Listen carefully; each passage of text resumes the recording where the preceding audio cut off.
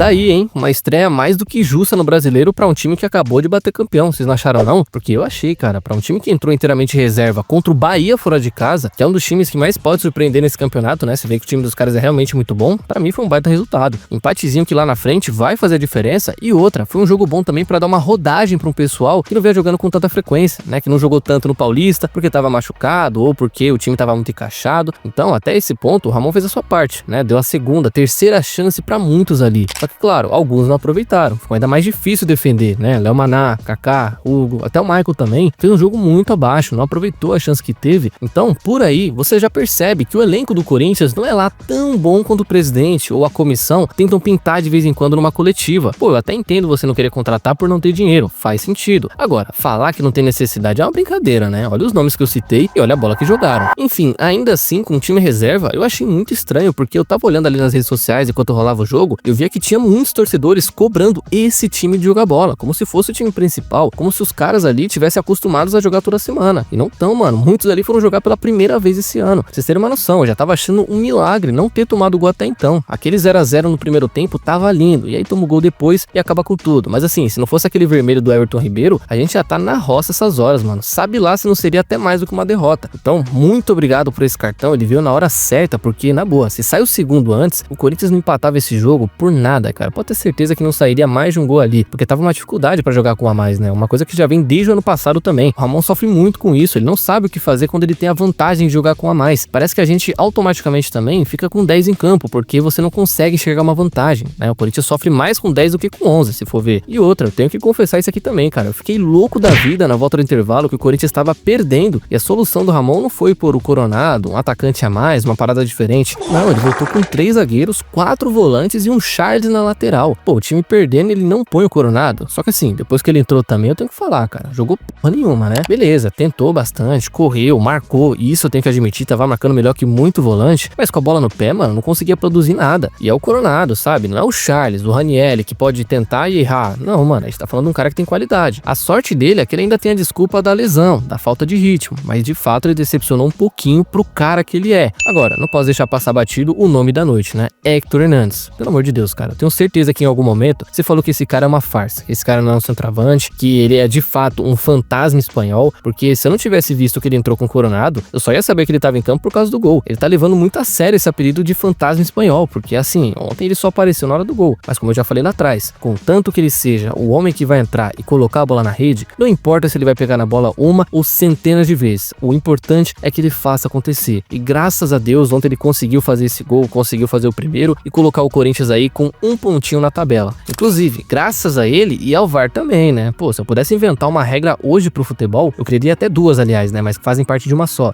Que é, todo golaço tem que valer 2 e se ele estiver impedido, vale só 1, porque só assim pro gol do Romero não passar batido. Pelo amor de Deus, mano, nunca mais ele vai fazer um daquele. Era o gol do empate, esse pá até poderia virar, mas, né, aconteceu ali do Thales estar impedido e não valeu. Mas é isso, cara, no final das contas, o empate valeu, tamo tranquilo na tabela, e pra um time que acabou de voltar de ressaca, reserva, fora de casa, pode ter certeza que esse um pontinho valeu 3, falou?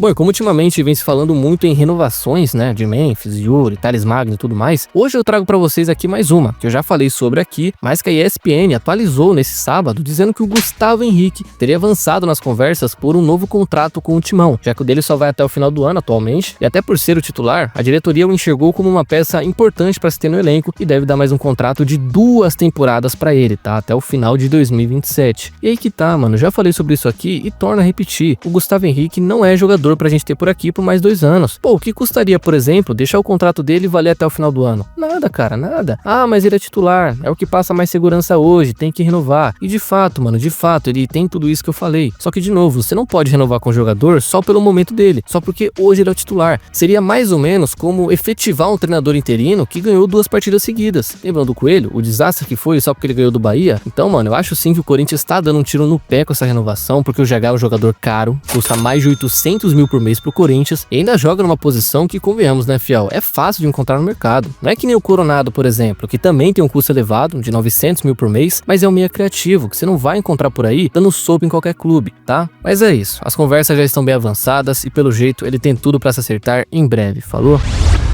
Ah, e falando em renovações, ou essa, dependendo do ponto de vista, seria até uma compra, Thales Magno, mano, vai mesmo renovar com o Corinthians, só que as informações apontam que pra isso acontecer, mano, o Corinthians vai ter que pagar quase $1 milhão a mais pro New York City, tá? O novo empréstimo de 6 meses vai render aos americanos exatamente $800 mil ou R$5 milhões. Isso é o que foi combinado pro Thales não voltar pra lá no meio desse ano. E lembrando, né, que pra acertar o empréstimo lá atrás, o Corinthians já teve que pagar cerca de R$8 milhões. E agora com mais essa, no total, o Thales vai custar pra gente seus $13 milhões, que convenhamos, né, ainda assim é muito mais barato do que os $13,5 milhões que estão no contrato dele, caso o Timão queira comprá-lo. E só um detalhe, o Corinthians combinou que vai parcelar esse valor porque tá sem dinheiro em caixa e não tem como pagar à vista. Só que mesmo assim, outra coisa interessante também é que a diretoria, antes de assinar, ainda tenta convencer os americanos sobre prorrogar o empréstimo, não por 6 meses, e sim por mais um ano. Só que aí já é demais, né, cara? Vocês já estão parcelando esses $800 mil, imagina quanto não teriam que pagar por mais um ano. Não vão ter dinheiro pra isso, então é melhor ficar com 6 meses mesmo, que tá de bom tamanho já, né? Enfim, o bom, fiel, é que ele fica. E esses R$5 milhões pra ter um jogador como o Thales no elenco, pra mim é dinheiro de pinga, na boa, cara. Se esse maluco jogar o que ele jogou ontem pra cima até o final do ano, vai valer cada centavo, falou?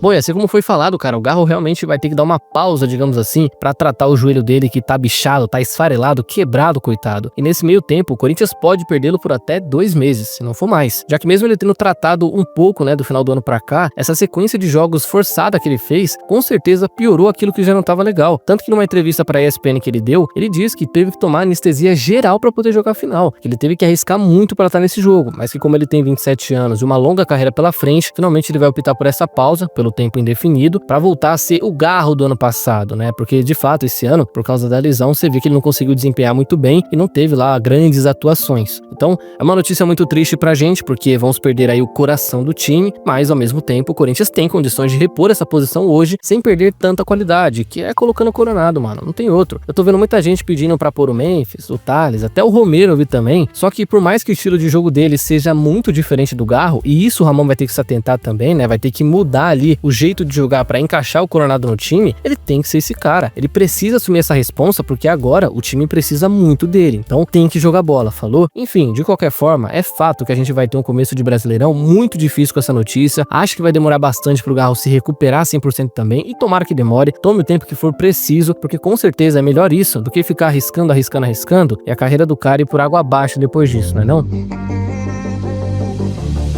Então, fiel, é isso por hoje. E antes de vocês saírem do vídeo, não se esqueça de deixar a curtida e se inscrever no canal, que já vai estar me ajudando demais e vai contribuir para mais vídeos por aqui, certo? Espero vocês numa próxima, tamo junto e vai Corinthians!